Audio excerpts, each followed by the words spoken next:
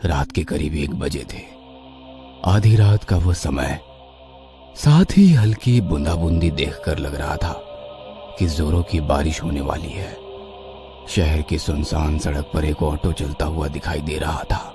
Auto driver हल्की सीटी बजाते अपने मोड में था कि तभी सड़क की एक तरफ कोई खड़ा नजर आया।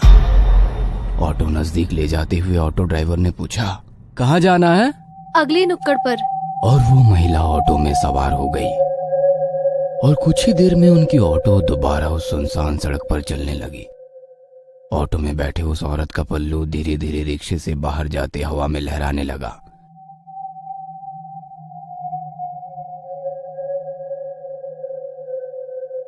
मैडम जी, आप कहीं जॉब करती हैं क्या? नहीं तो क्यों? मतलब आप इतनी रात को इस सड़क पर खड़ी थी, इसलिए पूछा। वैसे आपको जाना कहाँ है?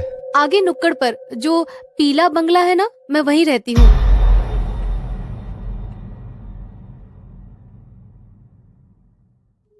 क्यों मजाक कर रही हो मैडम जी? बताइए ना, आपको कहाँ जाना है? मैं मजाक नहीं कर रही हूँ, मैं उसी बंगले में रहती हूँ, अकेली। पर उस बंगले के बारे में मैंने तो कुछ अजीब सी बातें ही सुन रखी है। अजीब सी बातें? जैसे कि? मतलब उस बंगले में कोई बुरी आत्मा रहती है जो लोगों को जान से मारती है। अल्लो, मेरा बंगला भी आ गया। ऑटो उस बंगले के गेट के बाहर आकर रुक जाती है। ऑटो वाला धीरे से अपना सर ऑटो से बाहर निकालकर बंगले की ओर देखता है। बंगला काफी अजीब डरावना लग रहा था, जैसे कोई वीरान खंडहर हो। ऑटो से नीचे उतरकर वो महिला अपनी पर्स टटोलने लगी। भैया 2 मिनट रुको, मैं पैसे लेकर आती हूँ। इतना कहकर वो औरत गेट खोलकर बंगले के भीतर चली गई। ऑटो ड्राइवर के पास रुकने के अलावा कोई चारा ना था। वो डरा सहमा सा उस बंगले को निहार रहा था। मैडम के बंगले के अंदर जाते ही लाइट शुरू हो गई और कुछ सेकंड बाद दूसरे मंजिल की लाइट भी शुरू हो गई।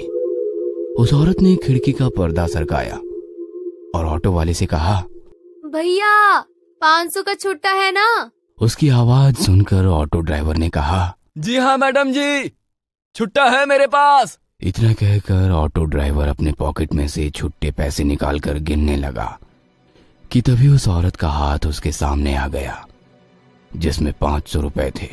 हाथ पूरी तरह से सफेद पड़ चुका था। ऑटो वाले ने उस औरत की तरफ देखा और उसकी जुबान जैसे हलक में अटक गई, क्योंकि वो औरत अभी भी बंगले के भीतर खिड़की में खड़ी थी।